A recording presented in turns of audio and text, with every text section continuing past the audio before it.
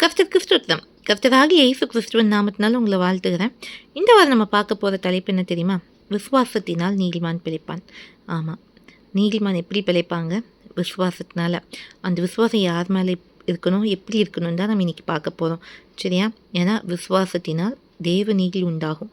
அதற்கு ஆதாரமே எடுத்த வசனம் பார்த்திங்கன்னா ரோமர் 1:17 விசுவாசத்தினாலே நீதிமான் பிழைப்பான் என்று எழுதியிருக்கிறபடி விசுவாசத்தினால் உண்டாகும் தேவ நீதி விசுவாசத்திற்கென்று அந்த சுவிசேஷத்தினால் வெளிப்படுத்தப்பட்டிருக்கிறதுன்னு வேறு அழகாக சொல்லுது இல்லையா?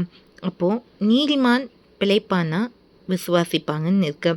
நம்ம அந்த விசுவாசம் யார் மேலே இருக்கணும்னு பார்க்கலாமா? எபிரேயர் 11:6 இருக்கும். விசுவாசம் இல்லாமல் தேவனுக்கு பிரியமாயிருப்பது கூடாத காரியம். ஏனென்றால் தேவனிடத்தில் சேருகிறவன் அவர் உண்டு என்றும் அவர் தம்மை தேடுகிறவர்களுக்கு பலன் அளிக்கிறவர் என்றும் விசுவாசிக்க வேண்டும். அப்போ நம்ம விசுவாசம் யார் மேலே இருக்கணும்? தேவன் மேலே இருக்கணும். ஏன்னா அவர் இருக்கிறார், அவர் ஜீவன் உள்ளவர். இந்த வானத்தின் பூமி படைத்த சர்வ சிருஷ்டிகர் நம் தேவனாக இருக்கார். அது மாத்திரம் இல்லை, அவர் இருக்கிறவராகவே இருக்கிறவர். இதை நம்ம விசுவாசிக்கணும். அது மாத்திரம் இல்லை, அவரை தேடுகிறவர்களுக்கு பலன் அளிக்கிறவர் என்றும் நாம் விசுவாசிக்க வேணும்னு இருக்க. ஏன்னா விசுவாசம் இல்லாமல் தேவனுக்கு பிரியமாக இருக்கக்கூடாது. அது மாத்திரம் இல்லை, இந்த விசுவாசம் எவ்வளோ முக்கியம்னு தெரியுமா? ஆவியின் கனியில் கூட இந்த விசுவாசம் இடம் பெற்றிருக்கு. கலாத்தியர் 5:22 பார்த்தீங்கன்னா ஆவியின் கனியில் 9 இருக்குது, அதில் 1 விசுவாசம். அப்போது நம்ம வாழ்க்கையில் என்ன கனி நம்ம கொடுக்கணும்? விசுவாசங்கிற கனியும் நம்ம கொடுக்கணும். இன்னொரு வசனத்தில் நம்ம பார்க்கலாம், ஜனங்கள் விசுவாசிக்காதனால ஏசு கிறிஸ்து அங்கே அநேக அற்புதங்களை செய்யவில்லைன்னு இருக்கு. அப்போது விசுவாசம் இல்லைன்னா அங்கே என்ன நடக்காது? அற்புதம் நடக்காது. ஏன்னா தேவன் ஜீவனுள்ளவர், அவரை நம்ம நம்பணும்.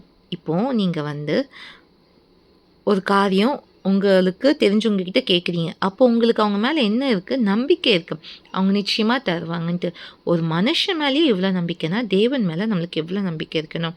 இது ரொம்ப முக்கியம். 2வது, நம்ம வாழ்க்கையில் என்ன காணப்படக்கூடாதுன்னா அவிசுவாசம். மார்க் 9:10 ஒரு சம்பவம் இருக்குது. ஒரு தகப்பன் தன்னுடைய பிள்ளைக்காக இயேசு கிறிஸ்து கிட்ட வந்திருக்காங்க. அப்போது அவனுக்கு அந்த வியாதி சின்ன வயதுலேருந்தே இருக்குன்னு சொல்கிறாங்க. அப்போது ஏசு கிறிஸ்து அவனை பார்த்து சொன்னது, நீ விசுவாசிக்க கூடுமானால் ஆகும், விசுவாசிக்கிறவனுக்கு எல்லாம் கூடும்ட்டு. உடனே பிள்ளையின் தகப்பன் சொன்னாங்க, விசுவாசிக்கிறேன் ஆண்டவரே, என் அவிசுவாசம் நீங்கும்படி உதவி செய்யணும் கண்ணீரோட சத்தமிட்டு சொன்னாங்கன்ட்டு இருக்க. ஏசு கிறிஸ்து அந்த பையனுக்கு விடுதலை தராங்க. அப்போ அந்த தகப்பன் சொன்ன ஒரு வார்த்தை, விசுவாசிக்கிறேன், ஆனாலும் என் அவிசுவாசம் நீங்கும்படி எனக்கு உதவி செய்யுங்கன்ட்டு. இன்றைக்கும் நம்மளுக்கு அநேக காரியங்கள் அப்படி தான் இருக்கு. நம்ம ஜெர்மன்றோம், ஆனால் நம்மளுக்குள்ளேயும் சந்தேகம், இது கிடைக்குமா கிடைக்காதா, தேவன் தருவாரா இல்லையான்ட்டு.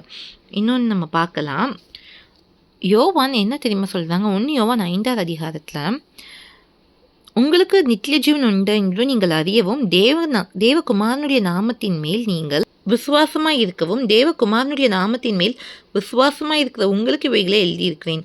அப்போ நம்மளுக்கு இன்னொரு விசுவாசம் ரொம்ப முக்கியம். நித்திய ஜீவன் உண்டு என்று நம்ம விசுவாசிக்கணும். அது மாத்திரம் இல்லை, நம்ம இயேசு கிறிஸ்துவின் மேலே நம்பிக்கையாக இருக்கணும். இன்றைக்கி உலக பிரகாரமான காரியங்களாகட்டும், மறுமையான காரியங்களாகட்டும், எல்லாவற்றுக்கும் பதில் இயேசு கிறிஸ்து தான். நம்மளுக்கு பெரிதான ஆசோட நித்திய ஜீவன், அவரோட வாழ்கிற வாழ்க்கை. இந்த பூமிக்குரிய வாழ்க்கையிலையும் அவர் உங்களுக்கு தேவையை சந்திப்பார். இன்றைக்கி இயேசு கிறிஸ்துவை சொன்ன வார்த்தையை நம்ம பார்க்கலாமா? யோவான் 14:1 இருக்குது, உங்கள் இருதயம் கலங்காதிருப்பதாக தேவனிடத்தில் விசுவாசமாயிருங்கள், என்னிடத்திலும் விசுவாசமாயிருங்கள். இன்றைக்கி நம்ம இருதயம் எதை குறித்து கவலைப்பட்டிருக்கு, எதை குறித்து கலங்கிட்டு இருக்க? நீங்கள் கலங்காதீங்க, தேவன்ட்டு விசுவாசமாயிருங்க, ஏசு கிறிஸ்துக்கிட்டையும் விசுவாசமாயிருங்க. பரிசுத்தாவியான துணியோடு நீங்கள் ஜெபம் பண்ணும்போது உங்கள் காரியம் ஜெயமாக இருக்கும். விசுவாசத்தினால் நீதிமான் பிழைப்பான். நீங்களும் விசுவாசிங்க, உங்கள் காரியம் ஜெயமாக இருக்கும், நீங்களும் பிழைத்து வாழ்வீர்கள். ஜெபம் பண்ணலாமா? எங்கள் அன்பன் பரலோக பிதாவே, அருமையான நாளுக்காக வேலைக்காய் நன்றி அப்பா. இதனாலே நீ எங்களோட பேசின வார்த்தைகளுக்காக நன்றி அப்பா.